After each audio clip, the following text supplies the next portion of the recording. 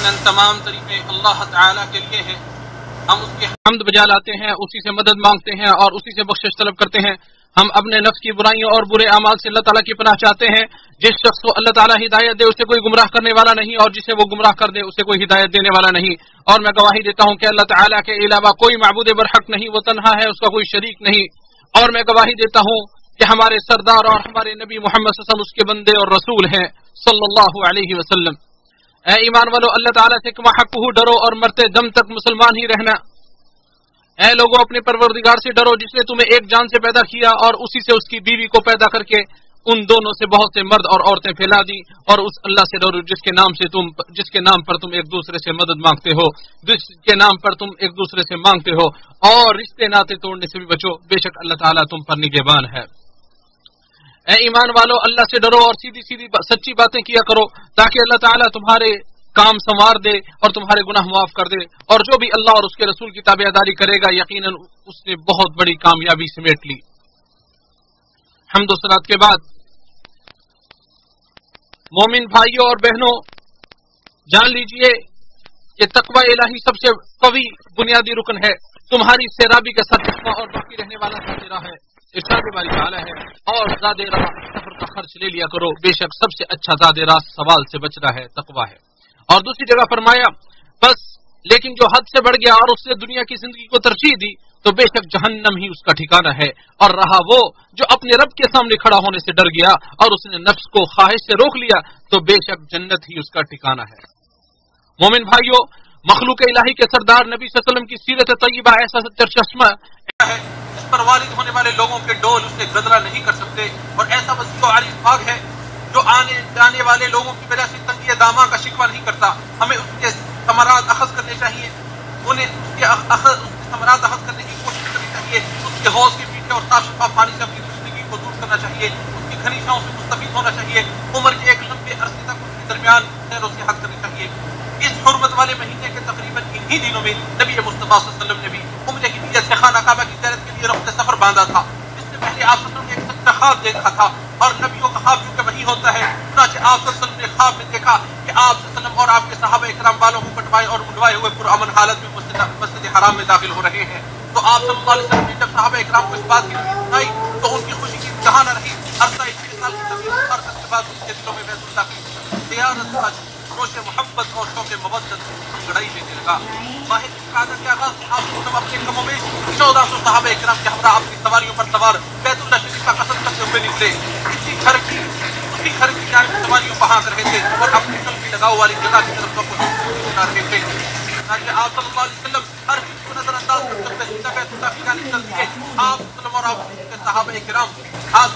اکرام کے پاس سوائے زاد راہ کے کوئی ہتھیار اور اسلحہ نہیں تھا۔ جب یہ قافلہ چلتا ہوا ذوالحلیفہ پہنچا تو آپ نے عمرے کا احرام پہنا، قربانی کے جانور کو ہار پہنایا، کناتا اور ہار پہنایا، اس نے نشان زدہ کیا تاکہ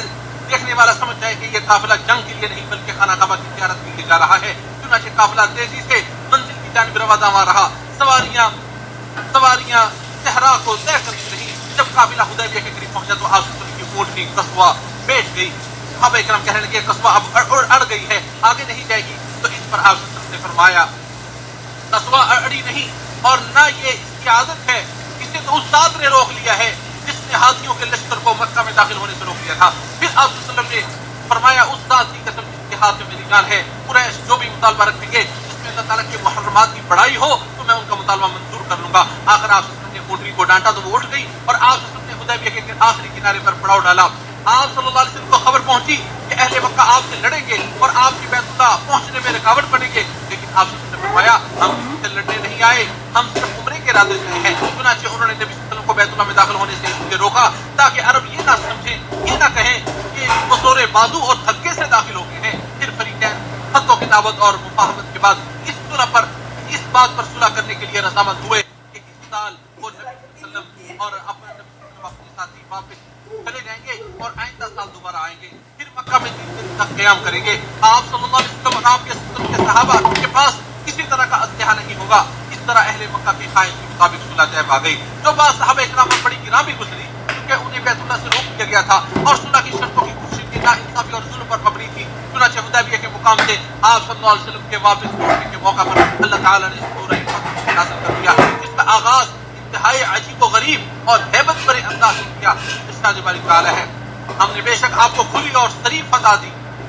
تاکہ اللہ تعالیٰ آپ کے اگلے اور پچھلے گناہوں کو معاف کر دے اور اپنی نعمت آپ پر تمام کر دے اور آپ کو سیدھے راستے پر چلائے اور تاکہ آپ کی زبردست نصرت فرمائے۔ وہی ہے جس نے ایمان والوں کے دلوں میں سکینت نازل فرمائی تاکہ وہ اپنے ایمان کے ساتھ ایمان میں زیادہ ہو جائیں اور آسمانوں اور زمین کے لشکر اللہ ہی کے ہیں اور اللہ ہمیشہ سے سب کچھ جانے والا اور کمال حکمت والا ہے۔ یہ دلوں کو کھینچنے والا حیرت انگیز روانی سے بھرپور انداز میں یہ آپ صلی اللہ علیہ وسلم کی معطر و مطہر سیرت کے واقعات میں سے ایک واقعہ ہے اور آپ صلی اللہ علیہ وسلم کے پر رونق و شاداب دنوں کے واقعات میں سے ایک سرگزشت ہے جو اپنے اندر اس قدر سبق آموز نصیحتیں عبرتیں اور فائدے سموئے ہوئے ہیں کہ صحیفے اور رجسٹر بھی ان کا احاطہ کرنے سے تنگ پڑ جائیں، جو حقیقت پر مبنی سنجیدہ نظر سے اس کے آثار و نشانات کو دیکھنے کی طرف کھینچتے ہیں اور اس کی خبروں کے اثرات سے مسلسل عبرتیں اور نصیحتیں حاصل کرنے پر راغب کرتے ہیں۔ اس واقعے سے حاصل ہونے والے انہی اسباب و فوائد اور نصیحتوں میں سے ایک یہ ہے کہ بسا اوقات کسی ربانی فیصلے کو بظاہر دیکھ کر دلوں میں بے قراری اور تنگی محسوس ہوتی ہے، لیکن در حقیقت اللہ عز و جل اپنے مومن بندوں کے لیے ایسا فیصلہ کرتا ہے جس کا انجام قابل ستائش ہوتا ہے، پھر انسان کی محبوب چیز کے رخ زیبا سے ناپسندیدگی کا گرد و غبار چھٹ جاتا ہے اور گھٹا ڈوب ظلمت و تاریخ کے بعد تابندہ و سہانے دن کا آغاز ہو جاتا ہے۔ اللہ عز و جل نے اس خدا کو فتح مبین قرار دیا جو بظاہر کچھ دنوں پر ناگوار اور ناپسند تھی، اور جب غور و فکر کرنے والی نگاہیں اس دنوں کے ظاہر سے آگے بڑھ کر اس کی عاقبت پر غور کرتی ہیں، اس کے انجام کو دیکھتی ہیں اور انسان اس کی غزو غایت پر اپنی بصیرت افروز نگاہ ڈالتا ہے تو اب ہمارے رب کی اس کلام کی صداقت پر اس کا یقین مزید پختہ ہو جاتا ہے، جس کا تذکرہ کرتے ہوئے اللہ تعالیٰ نے اپنی محکم کتاب میں فرمایا تو ہو سکتا ہے کہ تمہیں ایک چیز ناپسند ہو اور اللہ نے اس میں تمہارے لیے بہت سی بھلائیاں رکھی ہوں۔ رابن عاصم رضی اللہ تعالیٰ عنہ سے روایت ہے، وہ فرماتے ہیں کہ تم لوگ فتح مکہ کو فتح شمار کرتے ہو اور واقعی فتح مکہ ایک فتح تھی، لیکن ہم حدیبیہ کے دن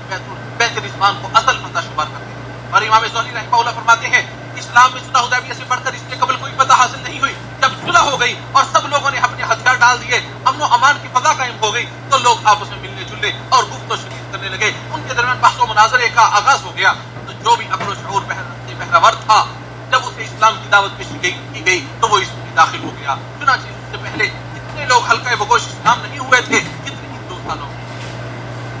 ان بند و نصائح اور نصیحتوں میں سے ایک یہ بھی ہے کہ یہ صلح اور معاہدہ اللہ عز و جل کی عظیم حکمت کا ایک عظیم مظہر اور ہمارے سردار محمد صلی اللہ علیہ وسلم کی نبوت و رسالت کی واضح دلیل۔ اس کی ابتدا و انتہا دونوں حیرت انگیز اور حیران کن، کیونکہ اس میں نبی کریم صلی اللہ علیہ وسلم اپنے اس طرز عمل کے خلاف چلے جو معمول کے مطابق آپ کے صحابہ آپ کے متعلق جانتے تھے، کیونکہ آپ جیسے ہنگامی حالات میں غور و فکر اور نظر ثانی کی غرض سے ان سے ضرور صلاح و مشورہ کیا کرتے تھے۔ اس میں جہاں امت کی ایک سنت اور طریقہ کار کا اجرا تھا، وہیں پر اللہ تعالیٰ کے اس فرمان کی تعمیر کی تعالیٰ ہے، بس آپ انہیں معاف کر دیجیے اور ان کے لیے مغفرت طلب کیجیے اور معاملات میں ان سے مشورہ طلب کیجیے۔ اور اس واقعے کے موقع پر باخبر جاننے والی ذات کی طرف سے وحی نازل فرمائی کی گئی کہ جس میں اس صلح کے طے شدہ معاملے کو پختہ کرنے کا حکم دیا گیا۔ پھر تاریخ اس بات کی شاہد ہے کہ کیسے اس صلح کا انجام انتہائی خوشگوار ثابت ہوا اور نبی صلی اللہ علیہ وسلم اور آپ کے ساتھیوں کے حق میں پلڑا جھک گیا۔ اور اس میں ایسے لوگوں کی یہ زبردست نصیحت ہے جو صحیح اور ثابت شدہ وحی کو اپنی ناقص عقل کے سامنے لا کھڑا کرتے ہیں، جو اس کے مقاصد اور معانی کی اطلاع کرنے سے قاصر ہے۔ اور یہ بات انہیں معلوم ہونی چاہیے کہ انسانی عقل کا دائرہ کار محدود ہے، جو کہ اس کی بشریت کا تقاضا ہے، جس سے وہ آگے نہیں بڑھ سکتی۔ چنانچہ وہ لوگ جو ثابت شدہ صحیح احادیث کو رد کرتے ہیں، صحیح نصوص کو رد کرتے ہیں، در حقیقت نہ تو وہ علم والے ہیں اور نہ ہی اہل علم کے اور جو ایسی جرت دانا کا مرتکب ہوتا ہے وہ دراصل اپنی توہین کر رہا ہوتا ہے اور ببنگ دوہل اپنی جہالت کو بیان کر رہا ہوتا ہے۔ اور یہ بات ارباب علم اور راسخ اہل علم کے ہاں یہ قاعدہ مسلمہ ہے کہ منقول شدہ صحیح نصوص عقل سلیم سے کبھی متعارض اور متخالف۔ ان نصائح اور عبرتوں میں سے یہ بھی تھا کہ یقیناً یہ دین رحمت اور مصالحت و مفاہمت کا علمبردار ہے اور اسلامی شریعت محبت اور رواداری پر مبنی شریعت ہے۔ اس کے علاوہ امانت داری، وعدہ وفائی اور عہد و پیمان کی حفاظت اس دین کا ترہ امتیاز ہے، کیونکہ نبی صلی اللہ علیہ وسلم نے اس سنت کو قبول کرنے میں کسی قسم کی ہچکچاہٹ کا مظاہرہ نہیں کیا، جبکہ اس کی خوشی کے طرفداری پر مبنی تھی، صرف اس لیے تاکہ خون کی حفاظت ہو سکے اور مصالحت ہو سکے۔ پھر آپ صلی اللہ علیہ وسلم نے اس وعدے کو بخوبی نبھایا ہو۔ اللہ عز و جل قرآن و سنت کو میرے لیے اور آپ سب کی حفاظت، ہر طرح کی بدعات سے ہماری حفاظت فرمائے اور ہر فتنے کے شر سے ہمیں دور رکھے اور اس کے تقوی اور خشیت کو ہمارے لیے ذخیرہ اور بنائے۔ میں نے جو کہا آپ نے سنا، میں اپنے لیے اور آپ سب کو آپ بھی معاف کریں۔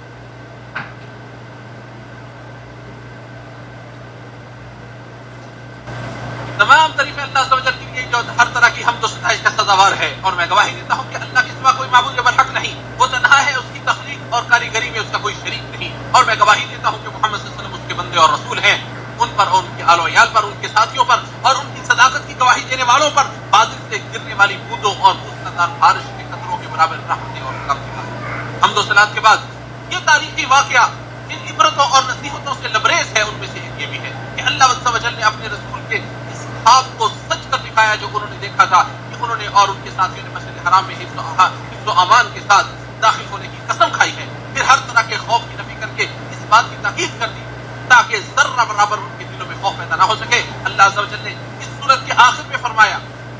بلا شبہ یقیناً اللہ نے اپنے رسول کو خواب میں حق کے ساتھ سچی خبر دی کہ تم مسجد حرام میں ضرور داخل ہوگے اگر اللہ نے چاہا، امن کی حالت میں اپنے سر منڈواتے ہوئے اور بالوں کو کترواتے ہوئے، ڈرتے نہیں ہوں گے۔ تو اس نے جانا جو تم نے نہیں جانا، تو اس نے اس سے پہلے ایک قریب پتہ رکھ لیا۔ اس آیت کریمہ میں اس عظیم جگہ اور اس خوفناک منظر و اجتماع منظر میں اور اس خوفناک منظر میں امن و امان جیسی نعمت عظمیٰ کی طرف اشارہ ہے جو مسلمانوں کے انبوہ اور بھیڑ میں اسلام کی عظمت و جلال اور اس کے بلند و بالا اصول و نظریات کی منظر کشی کرتا ہے، جس میں جسم اور دل آپس میں ہم آہنگ ہوتے ہیں تاکہ توحید کے شعار اور خالص اللہ عز و جل کی عبودیت و بندگی کا اظہار کیا جا سکے، اور اس میں ہر طرح کے امتیازات اور فرق مٹ جائیں، سوائے تقویٰ اور ایمانی معیار کے کسی کو کسی پر برتری اور فوقیت نہ رہے، کیونکہ اسلام کے مقاصد کی تکمیل، اس کے معاملے کی بہتری اور درستی اور اس کی غایت کامیابی اسی وقت ممکن ہے جب سکون و اطمینان اور امن و امان قائم ہو، اور یہ چیز اللہ عز و جل نے مسلمانوں کے لیے آسان کر دی ہے اور اسے اس مبارک ملک میں ان کے لیے آسان بنا دیا ہے۔ چنانچہ مسلمان اپنے حج کے ارکان اور اس کے شعائر کو پورے امن و امان، پورے امن و سکون اور آسودگی اور فارغ البالی کی فضا میں انجام دیتے ہیں۔ بس تمام تعریفیں اللہ تعالیٰ کے لیے ہے جس نے اپنے بندوں پر انعام و احسان کیے ہیں، ایسی حمد و ثنا جس نے ہمارا پروردگار راضی ہو، خوش ہو۔ مومن بھائیوں اور بہنوں، آج کے دن کائنات کے سب سے بہترین فرد اور مخلوق کے سردار پر صلی اللہ علیہ وسلم پر درود پڑھنا مستحب ہے۔ چنانچہ نبی صلی اللہ علیہ وسلم نے فرمایا، یقیناً تمہارے دنوں میں سے افضل دن جمعہ ہے، اس میں آدم علیہ السلام پیدا ہوئے، اسی دن فوت ہوئے، اسی دن سور پھونکا جائے گا، اسی دن بےہوشی ہوگی، بس اس دن مجھ پر کثرت سے درود پڑھا کرو، یقیناً تمہارا درود مجھ پر پیش کیا جاتا ہے۔ لوگوں نے کہا، اے اللہ کے رسول، وفات کے بعد آپ پر درود کیسے پیش کیا جائے گا جبکہ آپ مفتا ہو چکے ہوں گے؟ آپ صلی اللہ علیہ وسلم نے فرمایا، اللہ تعالیٰ نے زمین پر حرام کر دیا کہ وہ انبیاء علیہ السلام کے جسم کو کھائے، لہٰذا اس دن آپ بھی نبی کریم صلی اللہ علیہ وسلم پر بکثرت درود و سلام بھیجا کریں تاکہ یہ اللہ رب العالمین سے آپ کی قربت اور نزدیکی کا سبب بن جائے۔ اے اللہ، درود و سلام اور برکت نازل فرما اگلے اور پچھلے تمام لوگوں کے سردار امام الانبیاء خاتم النبیین صلی اللہ علیہ وسلم پر، رحمت للعالمین وسلم پر، اس رزق کے بقدر جو تیری کتاب نے شمار کر رکھا ہے، تیرے قلم نے تحریر کیا ہے اور تیرے علم نے اسے اپنی وسعت میں لے کر رکھا ہے، ہمیشہ ہمیشہ قیامت تک رحمت نازل فرما۔ اے اللہ، ہدایت یافتہ قائدین خلفائے راشدین ابو بکر عمر عثمان و علی اور نبی کے تمام صحابہ کرام سے راضی ہو جا، اسلام اور قیامت تک آنے والے ان کے پیروکاروں سے راضی ہو جا، اور ان کے ساتھ ساتھ اپنے اب اور درگزر اور رضامندی کی بارش کرتے ہوئے ہم سے بھی راضی ہو جا۔ اے سب سے زیادہ عزت والے پروردگار، اے اللہ، اسلام اور مسلمانوں کو غلبہ عطا فرما،